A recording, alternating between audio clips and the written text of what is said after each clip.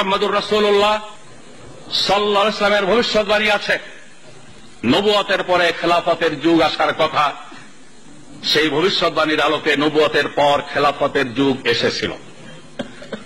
খেলাফতের যুগের অবসানের পর মুলুকিয়াত রাজতন্ত্রের যুগের আসার কথা ছিল, সেটাও এসেছে। আজকে বিশ্বে 2-4টি দেশে যে রাজতন্ত্র আছে, এটা কয়েকদিনের মেহমান হিসেবে আছে। রাজতন্ত্রের অবসানের পর বিশ্বের দেশে দেশে যে সমাজ ব্যবস্থা, রাষ্ট্র ব্যবস্থা প্রতিষ্ঠিত হয়ে আছে, যে নামেই ডাকা হোক না কেন, তার আসল পরিচয় জুলুমতন্ত্র। ধর্মনিরপেক্ষতার নামে হোক, জাতীয়তাবাদের নামে হোক, পশ্চিমা গণতন্ত্রের নামে হোক, আর যে নামেই হোক না কেন, রাসূল পাক সাল্লাল্লাহু আলাইহি ওয়াসাল্লামের ভবিষ্যৎবাণীর আলোকে এই জুলুমতন্ত্র ইতিহাসের শেষ কথা নয়, এরও অবসান ঘটবে। এর অবসরের প্রেক্ষাপটে আবার আসবে খেলাফত আলা মিনহাজিন নবুয়তের জামানা। ইসলামী খেলাফত কায়েমের যে ভবিষ্যৎবাণী করা হয়েছে আল্লাহ রাসূলের ভাষায়, খেলাফত আলা মিনহাজিন নবুয়ত।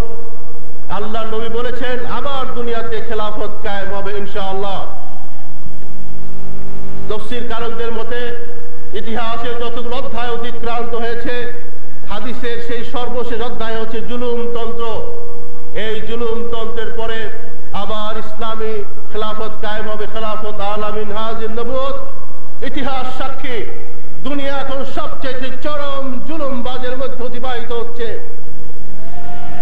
সারা দুনিয়ার মানুষকে উপেক্ষা করে, খোদ আমেরিকার 5 লক্ষ মানুষের মিছিলকে উপেক্ষা করে, ইউরোপের সমস্ত ইউরোপিয়ান কান্ট্রিকে উপেক্ষা করে বুশ সাহেব যে যুদ্ধ করার হুমকি দিচ্ছেন, এর চাইতে বড় জালেম আর দুনিয়ায় কখনো আসে নাই।